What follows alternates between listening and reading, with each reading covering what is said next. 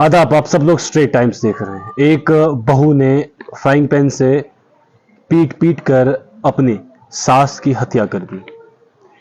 यानी कि एक बहू ने अपनी सास की हत्या कर दी। ये मामला कहीं और का नहीं, मामला है जम्मू कश्मीर का।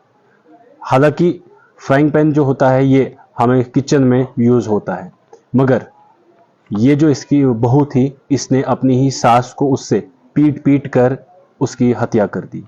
आपको बता दें कि ये जो इसकी सास थी, ये इसके पास रहने के लिए आई थी, और इसकी एज जो थी, यानी कि इसकी उम्र जो थी वो 86 ईयर की थी, यानी कि ये 86 साल की थी। और सास जो है वो चल नहीं पाती थी, उसको चलने में काफ़ी दिक्कत होती थी, इसलिए वो अपने बेटे के यहाँ आ गई थी। आपको बता दें कि उसके बाद सास को जो थी वो काफ़ी दिक्कत थी चलने फिरने में, इसलिए वो आई थी ताकि मैं आराम करूं, मगर आराम नहीं हुआ, वहाँ पर हत्या हुई। और जब बहू से ये पूछा गया, बहू ने बोला कि मैं फ्रस्ट्रेट हो गई थी, यानी कि मुझे फ्रस्ट्रेशन बहुत ज़्यादा थी, मैं तंग आ गई थी सास की बातें सुन सुन के कि अब तुम ये काम करो, अब तुम वो काम करो, अब तुम ऐसा करो, अब तुम वैसा करो, इसलिए मैंने फ्रस्ट्रेशन में आके उसकी हत्या कर दी। हालांकि आपको बता दें, ये जो बहू है ये काफ़ी शातिर बहू है, यानी कि ये काफ़ी शातिर दिमाग की थी। इसने ये पहले नहीं माना, पहले इसने बिल्कुल भी नहीं माना कि ऐसा कुछ हुआ है। फिर जब इसको पुलिस ने अच्छे तरीके से पूछताछ करना शुरू किया, फिर इसने बोला। पहले इसने पुलिस को गुमराह करने की कोशिश की, अलग अलग स्टेटमेंट लगी देने, जैसे कि ये लगी बोलने कि सास जो थी वो किचन में कुछ काम कर रही थी, उसका पैर जो है वहाँ पर फिसल गया और वो गिर गई, उसके चलते उसके सर में जो है वो काफ़ी चोट लगी थी, खून काफ़ी बह रहा था और उससे उसकी जान चली गई।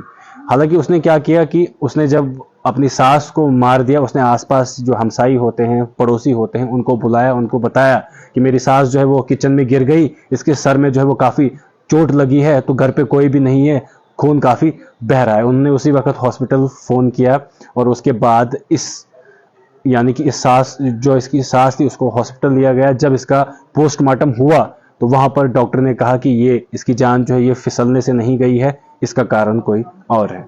उसके बाद पुलिस की इन्वेस्टिगेशन शुरू हो गई। जब पुलिस की इन्वेस्टिगेशन शुरू हो गई तो जब वो वहाँ पर आए, उन्होंने देखा।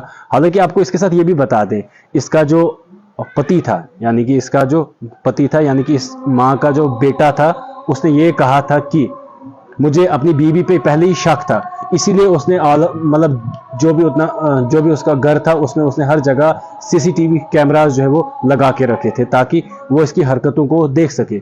मगर उस दिन कुछ ऐसा हुआ कि उसका सीसीटीवी, यानी कि उसके फ़ोन में सीसीटीवी नहीं चलने लगा, तब तक बहुत देर हो चुकी थी। फिर पुलिस ने उसको कहा कि अगर आपके घर पे सीसीटीवी कैमरा लगा है, हमें फुटेज दिखाइए। यानी कि उसकी बीवी जो थी वो काफ़ी शातिर दिमाग की थी, उसने सब कुछ अरेंजमेंट करके रखा था, कैमरास को कुछ कर दिया था ताकि वो फुटेज ना बने। मगर फिर भी पुलिस ने उसको किसी न किसी तरीके से जब वो फुटेज निकाली तो उस फुटेज में साफ तौर पर दिखा हमें फ्राइंग पैन से कि किस तरीके से 14 घाव इसने उसके सर पे किए थे और उसके चलते इसने अपनी सास को जो है वो मार दिया। आपको बता दें कि 2022 में इसकी सास जो है, यानी कि इसका बेटा जो है ये दिल्ली में रहता था और इसकी सास और इसकी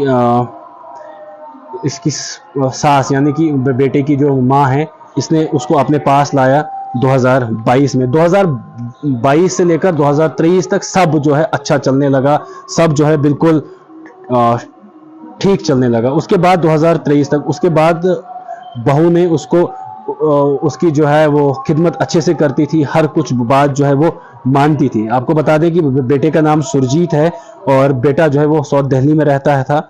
और आपको बता दें इसकी माँ जो है वो कोलकाता में रहती थी, यानी कि 2022 में जो है ये कोलकाता में थी और वहाँ से इसका बेटा वहाँ पर गया और इसने अपनी माँ को जो है अपने घर लाया, क्योंकि उसको चलने में काफ़ी दिक्कत होती थी। ये चाहता था कि अब माँ जो है वो आराम करे। आपको बता दें कि ये जो इसकी बहू थी, यानी कि ये जो थी, इसकी एज जो थी वो 44 ईयर की थी, यानी ये 44 ईयर की थी। और इनकी एक बेटी भी थी जिसकी उम्र 16 साल की थी।